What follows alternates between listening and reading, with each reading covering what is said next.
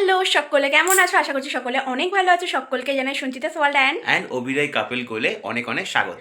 আর আজকের video title আর thumbnail দেখে তো আশা করি তোমরা এতক্ষণে বুঝতে পেরেই গেছো যে ভিডিওটা কী নিয়ে বা কী বিষয় হতে চলেছে। চলো এবার তো অনেকটা পথ যেতে হবে, আজকে ভিডিওটা কিন্তু অনেক লং হতে চলেছে, পুরোটা ভিডিওটা দেখতে হবে স্কিপ না করে। হ্যাঁ, তার জন্য কিন্তু এখন থেকেই বেরোনো যাক। আর অলরেডি আমরা দুজনেই দেখতে পাচ্ছ রেডি হয়ে গেছি। কেমন লাগছে কিন্তু অবশ্যই আমাদের দুজনকে জানিও। তো চলো বেরোনো যাক, নাহলে কিন্তু দেরি হয়ে যাবে এরপর। তো চলো বাইরে গিয়ে একেবারে দেখা হচ্ছে। টাটা। এই যে এখন দিয়েছি প্যাকিং করতে, কারণ এখন বেরোচ্ছি সকালবেলা, তাই জন্য সোয়েটার তো পরবো না, বাট আসার সময় ঠান্ডা লাগবে, সেজন্য আমি বার করে দিয়ে দিচ্ছি। এবার গোছানো দায়িত্ব। কি ক্যাচাল ক্যাচাল? বিয়ে করেছি কি করতে, তোমরাই বলো। হ্যাঁ, জামা কাপড় গোছাবে না তো বলে। বুঝলাম, চলো এবার যাই। হ্যাঁ, আর তার থেকে বাবা খুব একটা মজার ব্যাপার আছে, আগেরবার একজনকে হেলমেট পরিয়েছিলাম, আবার পড়াবো। দূর, ভাল লাগে না। আর দুজনেই কিন্তু এখন বেরিয়ে পড়েছিলাম গন্তব্যের উদ্দেশ্যে। তবে ও একটু গেছিলো কিন্তু গাড়ির চাকায় পাম্প দিতে, কারণ অনেকদিন চালানো হয়নি বলে গাড়িটাতে দেখলাম পাম্প কমে গেছিলো। তাই ওকে খাওয়া দাওয়া করিয়ে কিন্তু সোজা চলে গেছিলাম তোমার ও বাড়ির উদ্দেশ্যে, কারণ ও বাড়িতে যেহেতু তখনও বিয়ে লাগবে। আরে হ্যাঁ, এই ভিডিওটা হচ্ছে কিন্তু প্রায় নভেম্বর মাসে। ভাবতে পারছো নভেম্বর মাসের ভিডিও আমি তোমাদের সাথে শেয়ার করছি এপ্রিল মাসে। জাস্ট ভাবা যায় আমি কতটা ল্যাগ কর। আর ফাইনালি কিন্তু এখন তোমাদের সাথে কথা বলতে বলতে পৌঁছে গেছিলাম শাওড়াফুলি ফেরিঘাটে। আর বিশ্বাস করো এখানে গেলেই না আমার মনে যেন একটা আলাদাই শান্তি ঘটে। আর এই যে আমার বরমশাই গাড়ি চালিয়ে আগমন ঘটে গেল, আর তারপরেই তো আমরা এখন উঠে গেছিলাম লজে। আর জানো তো ছোট থেকেই এই নৌকা বা লজ পারাপার করতে আমার তো ভীষণই ভালো লাগে, কারণ গঙ্গার ওপর দিয়ে যাওয়ার সময় যে মুক্ত হাওয়াটা, বিশ্বাস করো আমার একেবারে অন্তর ছুঁয়ে যায়। তোমরা কারা কারা ভালোবাসো কিন্তু গঙ্গার ওপর দিয়ে এইভাবে ট্রাভেল করতে, অবশ্যই আমাকে একটু কমেন্টের মাধ্যমে জানিও। আর আমার কি শুধু নয়, আমার বরমশাইয়ের কিন্তু সেম জিনিসটা ভীষণই পছন্দ।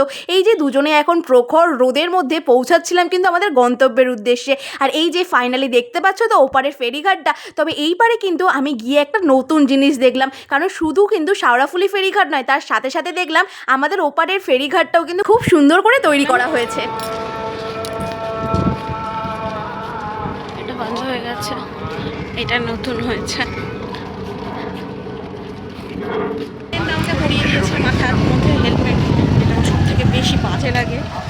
চলো, তবে ব্যারাকপুরের পথ দিয়ে যেতে যেতে তো দেখলাম নতুন আর একটা রাধা বৌদির রেস্টুরেন্ট এখানে ওপেন হয়েছিল। তবে এখানে কি পাওয়া যায় কিন্তু সেটা আমি কখনো যাইনি, তাই জানিও না। আর তবে যাওয়ার সময় এই দাদা বৌদি হোটেলটা দেখে কিন্তু মনটা ভীষণই কাঁদছিল, কারণ যতই যাই হয়ে যাক না কেন আমি কিন্তু দাদা বৌদি বিরিয়ানি খেতে বরাবর ভীষণই ভালোবেসে থাকি। আর এই যে প্রথমে কিন্তু আমরা সেদিনকে গেছিলাম জুডিওতে, কারণ সামনে যেহেতু তখন আমাদের ঘুরতে যাওয়া ছিল, তাই প্রচুর শপিং তখনও যে বাকি ছিল, তাই প্রথমবারের জন্য কিন্তু জুডিও গেছিলাম। আর এখানে কালেকশন নাকি সবাই বলে ভীষণই ভালো, তাই সেই জন্যই কিন্তু আমাদের মেনলি যাওয়া হয়েছিল। আর ফার্স্ট টাইম ওখানে গিয়ে এক্সপিরিয়েন্সটাই তোমাদের সাথে আজকে অনেস্ট রিভিউ শেয়ার করে নেব। তবে ওই যে কথায় আছে না, তুমি প্ল্যান করে যাবে এক আর তোমার সাথে হবে আর এক, এখানেও কিন্তু আমাদের সাথে ঠিক তাই হলো। যেহেতু আমরা ঠান্ডার জায়গায় যাব, আমাদের রিকোয়ারমেন্ট ছিল একটু মোটা জ্যাকেটের, যেটা কিন্তু এখানে অ্যাভেলেবেল ছিল না। তবে সত্যি কথা বলতে ওদের কাছে কিন্তু 199 টাকা থেকে শুরু করে বিভিন্ন রকমের জুতো এবং টি শার্ট, প্যান্ট, জ্যাকেট অনেক রকম ভ্যারাইটি ছিল। তবে যেহেতু আমাদের এগুলো এখন দরকার ছিল না, তাই আর সময় নষ্ট না করে দুজনে মিলে একটু চারিপাশটা ঘুরে সোজা চলে গেছিলাম ডিবাপি বিরিয়ানিতে। এইবার না একটুখানি স্বাদ বদল করা যাক। হ্যাঁ, ঠিকই বলেছো, কারণ প্রত্যেকবার আমরা ব্যারাকপুর গেলেই তো দাদা বৌদি থেকে বিরিয়ানি ট্রাই করে থাকি। তবে এইবার যেন তো দুজনেরই ভীষণভাবে ইচ্ছা করছিল যে একটুখানি অন্যরকম কোনো বিরিয়ানি ট্রাই করব। আর দাদা বৌদির পরে সত্যি কথা বলতে আমাদের দুজনেরই কিন্তু মাথায় এসেছিল এই ডিবাপির বিরিয়ানি। দাম কেমন আছে? 230, 330 স্পেশালটা একটা মাটনের পিস যদি দেখানো যায়। চিকেনটা তাই তো? এটা মটন, হ্যাঁ এই মটন। একটা মাটনের পিস কত গ্রাম দাদা এটা? এখানকার সবার কিন্তু এটাই দাবি ছিল, প্রতিটা মাটনের সাইজ নাকি 200 গ্রামের ওপরেই আছে। আর বিশ্বাস করো মাটন বিরিয়ানি হাঁড়ি থেকে এত সুন্দর একটা গন্ধ ছাড়ছিল, আমার তো মনে হচ্ছিল আমি মাটন বিরিয়ানি হাঁড়িটার মধ্যে একেবারে ঢুকে যাই। আর সত্যি মাটনগুলো সাইজ কিন্তু যথেষ্ট পরিমাণে বড় ছিল, মাটনগুলো দেখতেও কিন্তু যথেষ্ট জুসি ছিল। আর তারপরেই তো এখানে প্যাক হয়ে যাচ্ছিল মাটন বিরিয়ানি প্যাক হচ্ছে, মাটন বিরিয়ানি প্যাক হচ্ছে। এখানেও দেখলাম সেপারেট আর কি, এটা মাটন বিরিয়ানি আর এখানে আছে তোমার চিকেন বিরিয়ানির হাঁড়ি, যেটা তোমরা আগে দেখলে। আর এখানে সমস্তটা পার্সেলের ব্যবস্থা আছে, আর ভেতরে তো খাওয়ার ব্যবস্থা আছে, ভেতরে ঢুকে বসে। এখানে আই থিঙ্ক বিলিং কাউন্টার, কোয়ান্টিটিও বেশ তো ভালোই দেখা যাচ্ছে, একদম মানে ব্যারাকপুর স্টাইল। আগে যেটা প্যাক হলো সেটা কিন্তু ছিল স্পেশাল মাটন বিরিয়ানি, আর যার দাম কিন্তু 600 টাকা, যার মধ্যে কিন্তু দুটো বড় বড় সাইজের মাটন, দুটো আলু, আর তার সাথে কিন্তু রাইসের কোয়ান্টিটি একই থাকে। আর এটা কিন্তু প্যাক হচ্ছিল নর্মাল মাটন বিরিয়ানি, আর এর মধ্যে কিন্তু একটাই মাটন ও একটা আলু থাকে, তবে রাইসের কোয়ান্টিটি কিন্তু সবেতেই সেম থাকে। আর এটা কিন্তু প্লেটে সার্ভ হচ্ছিল এখন চিকেন বিরিয়ানি, তবে একটা প্লেটের মধ্যে যতটা কোয়ান্টিটি এখানে দেওয়া হচ্ছিল একা মানুষের পক্ষে তো কখনোই খেয়ে ওটা সম্ভব হবে না। আর চিকেনের সাইজও কিন্তু এনারা দাবি করছিলেন 200 গ্রামের ওপরেই আছে। 200 ওপর, তাই তো? মাটনও 200 বললো, এটাও 200 ওপর। তবে একটা কথা আমি না বলে একেবারেই পারবো না, বিশ্বাস করে এখানকার স্টাফদের ব্যবহার আমার খুব একটা একেবারেই ভালো লাগেনি। আর তারপরে তো এখানে এসে শুনলাম নতুন নিয়ম নাকি খাবার আগেই তোমাকে এখানে বিল পেমেন্ট করে দিতে হবে। টেবিলে বসে তুমি কোনো রকম অর্ডার করে বিল পেমেন্ট করতে পারবে না, তোমাকে আগে এখানে অর্ডার করে দিতে হবে, তার বিলটা পেমেন্ট করে দেবে, তারপর তুমি এক্সট্রা কিছু নিলে সেটা তোমাকে টেবিলে সার্ভ করা হবে। যদি কখনো মানে টেবিলে যদি কিছু অর্ডার করি সেটা ওখানেই পৌঁছে যাবে।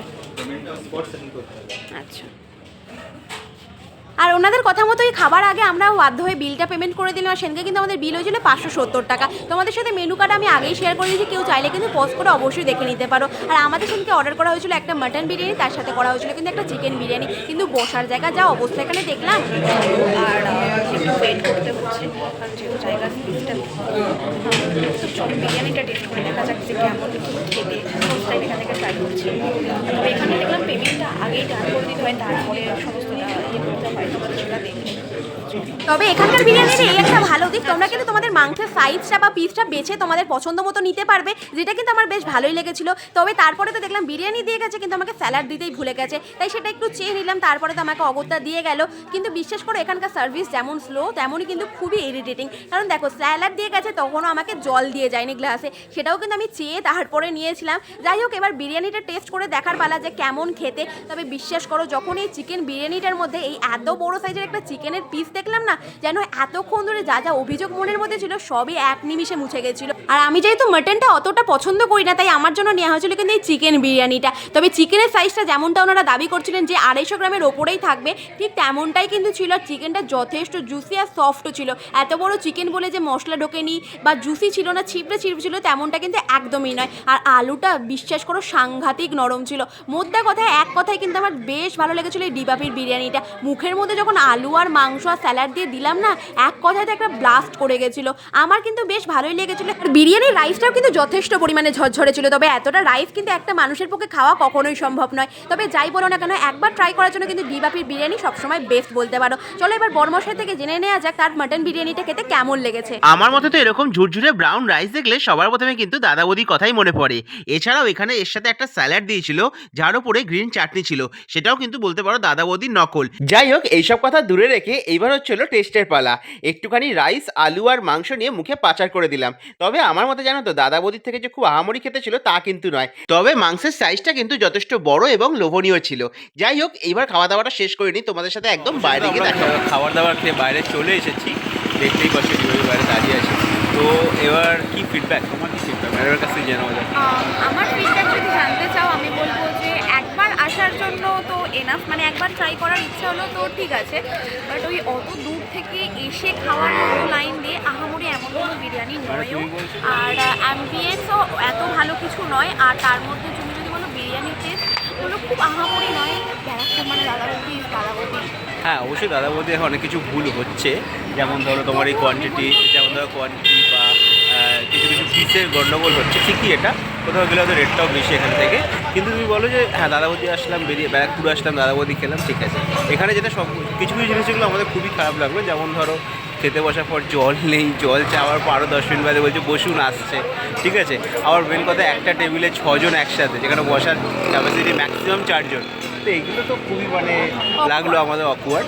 তো জানি না বাকিদের কীরকম লাগবে, বলতে পারো it's like dhaba come restaurant টাইপের। তো দেখা যাক কীরকম হয়।